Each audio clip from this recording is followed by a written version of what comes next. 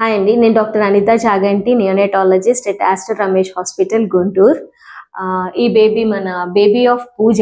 Actually 30 weeks gestational age అప్పుడు mother leaking పీవీతో వచ్చారనమాట. అప్పుడు మన గైనకాలజిస్ట్ డాక్టర్ బాను చూసి వాళ్ళని అబ్జర్వేషన్ లో ఉంచి స్టిరాయిడ్స్ అది కవర్ చేసి ఎమర్జెన్సీలో నార్మల్ డెలివరీతో బేబీ పుట్టింది. 1.28 kgs తో 30 వీక్స్ ఆఫ్ జెస్టేషనల్ ఏజ్ అప్పుడు బేబీ పుట్టింది అనమాట. సో నేను యాంటీనేటల్ గా వీళ్ళని కౌన్సిలింగ్ చేసి ప్రిపేర్ చేసి ఉన్నాను. బేబీ ఎలా ఉంటది, ఏంటి కాంప్లికేషన్స్ ఏం రావచ్చు ఫ్యూచర్ లో అనేది, అండ్ ఇమీడియట్ గా మన ఎన్ఐసిలో ఉంచినప్పుడు ఏమేమి అబ్జర్వ్ చేస్తాము, ఏం ట్రీట్మెంట్ ఇస్తాము ఏంటి అనేది మొత్తం యాంటీనేటల్ కౌన్సిలింగ్ చేసి ప్రిపేర్ చేసిన తర్వాత వీళ్ళు బేబీ బర్త్ అయిన వెంటనే బేబీ క్రై బాగుంది.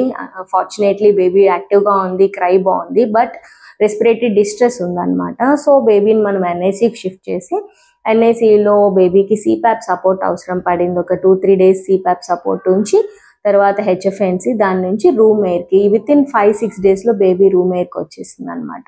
తర్వాత ఫస్ట్ లో కొంచెం అదే పిఆర్ఓఎం లీకింగ్ ఉండడం వల్ల మదర్కి బేబీకి సెప్సిస్ వచ్చింది.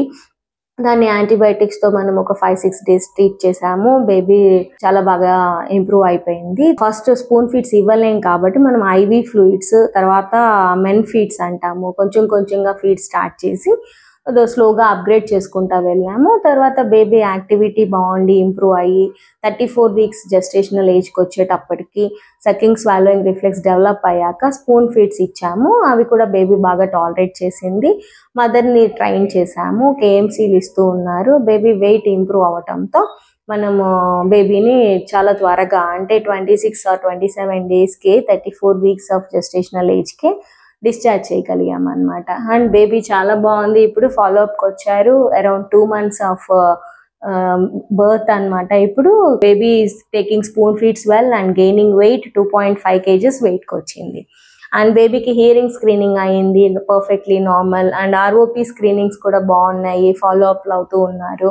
Echo is normal perfectly. And baby is active and taking feeds well and growing well. So very happy to see this baby. Pooja, నువ్వు 30 weeksకే డెలివరీ అయ్యావు కదా, బేబీ పుట్టేసింది. చాలా 30 weeks జెస్టేషనల్ ఏజ్, 1.2 kgs తో బేబీ పుట్టింది. అంటే ఎలా ఉంది నీ ఎక్స్పీరియన్స్? అంటే ఇలా ఎమ్నోటిక్ ఫ్లూయిడ్ లీక్ అనేది అసలు అన్ఎక్స్పెక్టెడ్. హెల్దీగా అంతా బాగుంది, బట్ సడన్ గా ఏమైందో తెలియదు. 7th month ఎండ్ లో ఇట్లా జరిగింది. సో ఇమీడియట్ గా హాస్పిటల్ కి రావడంతో భానుతేజ గారు అసలు ఏంటి ఆప్షన్స్ ఏంటని ఎక్స్ప్లెయిన్ చేశారు. చక్కగా పోస్ట్ పోన్ చేయడానికి ఏం పాసిబిలిటీ ఉంటుందో చూస్తా అని చెప్పి కంప్లీట్ బెడ్ రెస్ట్ లో ఉంచారు. అక్కడ హాస్పిటల్ స్టాఫ్ కానీ నర్సెస్ కానీ చాలా మోటివేటింగ్గా సపోర్టివ్గా ఉన్నారు. అక్కడ ఒక్కదాన్నే ఉంటాను బెడ్ రెస్ట్ అంటే, మన ఫ్యామిలీ ఉండదు. ఒకవేళ ఫ్యామిలీ వచ్చినా వాళ్ళు సడన్గా 7th month లో డెలివరీ అంటే వాళ్ళు చాలా లోగా ఫీల్ అయ్యి ఆ నెగిటివ్ ఎనర్జీ ఇచ్చేవాళ్ళము నాకు. బట్ ఇక్కడ నర్సింగ్ స్టాఫ్ ఉండి పాజిటివ్గా చాలా సపోర్టివ్గా హెల్ప్ఫుల్గా ఉన్నారు. సో దానివల్ల నేను ఎమోషనల్గా లో అవ్వకుండా అండ్ డాక్టర్ గారు ఇచ్చిన ఆప్షన్స్ బట్టి మైండ్లో నేను ఇప్పుడు చేసేది ఏం లేదు, ఒక పాజిటివ్ ఇంపాక్ట్ తెచ్చుకున్నా. డెలివరీ ఇప్పుడే అయినా కానీ ఇక్కడ స్టాఫ్ కానీ డాక్టర్స్ కానీ ఇంకా బాగా చూసుకుంటారు, నా పొట్లో ఉన్నదానికన్నా ఇక్కడ బాగా చూసుకుంటారనే కాన్ఫిడెన్స్ వచ్చింది డాక్టర్స్ మాట్లాడినప్పుడు.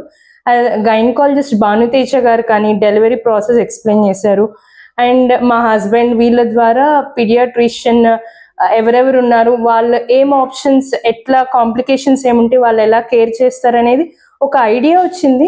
సో నేను ఆ కాన్ఫిడెన్స్తో పాజిటివ్ యాటిట్యూడ్తో ఉన్నాను. లైక్ 2 days అయ్యాక ఫ్లూయిడ్ లీక్ ఆగలేదని చెప్పి డెలివరీకి వెళ్ళటం బెటర్, ఇన్ఫెక్షన్ ప్రాబ్లం వల్ల అన్నారు. నాచురల్ డెలివరీ కోసం ట్రై చేశారు భానుతేజ మేడం. ఇక్కడ నాకు ప్రీనేటల్ ఎక్సర్సైజెస్ చాలా హెల్ప్ అయినాయి. డాక్టర్ వసంత గారు ఫిజియోథెరపిస్ట్ చాలా హెల్ప్ చేశారు. నార్మల్ డెలివరీలో బేబీ పుట్టాక అనిత మేడంని కలిసాము. యాంటీనేటల్ గా తను గైడెన్స్ ఇచ్చారు, బేబీ గ్రోత్ గురించి, బేబీని ఎలా టేక్ కేర్ చేస్తారు అవన్నీ. అండ్ ఇక్కడ 26 days ఉన్నాము. ఎవ్రీడే మేడం రివ్యూ ఇచ్చేవాళ్ళు మార్నింగ్, బేబీ గ్రోత్ ఎలా ఉంది, ఏంటి రిపోర్ట్స్ ఎలా ఉన్నాయి, మనం ఏం ప్లాన్ చేద్దాము ఎట్లా అనేది మొత్తం ప్రాపర్ గైడెన్స్తో మాకు ఒక కాన్ఫిడెన్స్ వచ్చింది. Okay, my baby is going to come back home very healthy soon అనేది. Thank you so much madam, thanks a lot. Hi అండి, నా పేరు హర్ష, మా వైఫ్ పూజ, మాది గుంటూరు. మా వైఫ్ ప్రెగ్నెన్సీ అప్పుడు ఇక్కడ చూపిద్దామని ఇక్కడ భానుతేజ మేడం దగ్గర తీసుకొచ్చాము. మేడం కేర్ కానీ లేకపోతే ఎక్స్ప్లెనేషన్ కానీ ప్రతి మంత్ రివ్యూ కానీ చాలా బాగా ఎక్స్ప్లెయిన్ చేశారు. అండ్ కొన్ని రోజుల తర్వాత 6th month అండ్ 6.5 months వచ్చినప్పుడు ఫిజియోథెరపీ కూడా స్టార్ట్ చేయమని చెప్పారు. అప్పుడు కింద వసంత మేడం అన్ని ఫిజియోథెరపీకి సంబంధించి బాగా ఎక్స్ప్లెయిన్ చేసి ఎలా చేయాలా ఏంటో ఎక్సర్సైజెస్ అని ఎక్స్ప్లెయిన్ చేశారు. బట్ అన్ఫార్చునేట్గా 7th month ఎండింగ్లో మా వైఫ్కి ఉమ్మనీరు లీక్ అవటం వల్ల ఇమీడియట్గా హాస్పిటల్ తీసుకొచ్చినప్పుడు భానుతేజ మేడం గారు వివరంగా ఎక్స్ప్లెయిన్ చేశారు. తర్వాత ఏమవుతుంది, కాంప్లికేషన్స్ కానీ ఎట్లా చేయాలి, కుదిరినంత వరకు పోస్ట్ పోన్ చేయడానికి ట్రై చేస్తామని 2 days అబ్జర్వ్ చేశారు.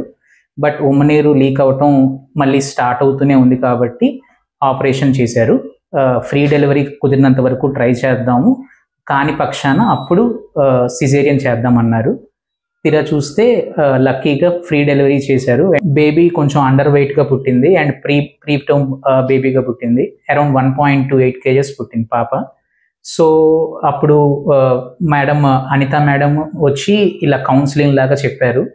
తర్వాత ఏమేం కాంప్లికేషన్స్ రావచ్చు ముందుగానే ఇన్ డీటెయిల్డ్గా మేము భయపడకుండా, కానీ అసలు ఎలా జరుగుతుంది, ఎలా చూసుకుంటాం ఏంటి అని పూర్తి కౌన్సిలింగ్తో ఎక్స్ప్లెయిన్ చేశారు. ఎక్స్ప్లెనేషన్ తర్వాత ఇంకా ఒక 26 days బేబీ హాస్పిటల్లోనే ఉంది.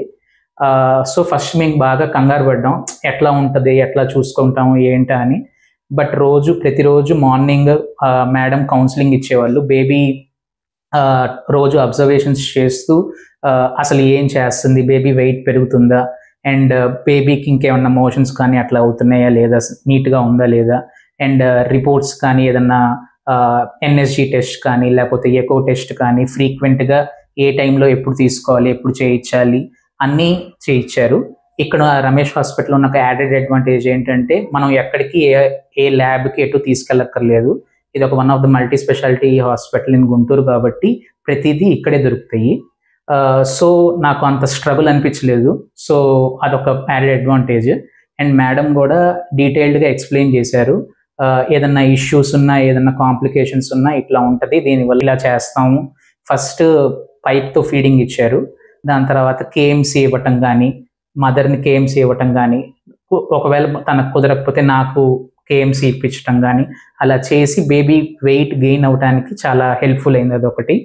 అండ్ బేబీ 1.5 kgs వచ్చాక మేడంని అడిగాము, మేము తీసుకెళ్ళొచ్చా ఏంటి, లేకపోతే ఏంటంటే మినిమం 1.8 kgs ఉండాలి, but me baby growth levels అన్నీ బాగానే ఉన్నాయి, తర్వాత ఫ్యూచర్లో మీరు ఇక్కడే పక్కనే ఉంటారు కాబట్టి 3 daysకి ఒకసారి రివ్యూకి వచ్చి చూపిస్తూ ఉండండి, ఏం కాంప్లికేషన్స్ ఉన్నా వాళ్ళ మొబైల్ నంబర్స్ అన్నీ ఇచ్చి ఆఫ్టర్ ద ఫీడ్బ్యాక్ కాల్స్ కూడా హాస్పిటల్ నుంచి రోజు ఫోన్ చేస్తూ ఉండేవాళ్ళు ఎలా ఉంది ఏంటి అని. సో ఏ ఫీడ్బ్యాక్ కానీ ఏదైనా చాలా హెల్ప్ అయింది. Thank you very much for the Bhanuteja madam, gynaecologist, Anitha doctor, neonatologist, and to the management of Ramesh Hospital. Thanks a lot.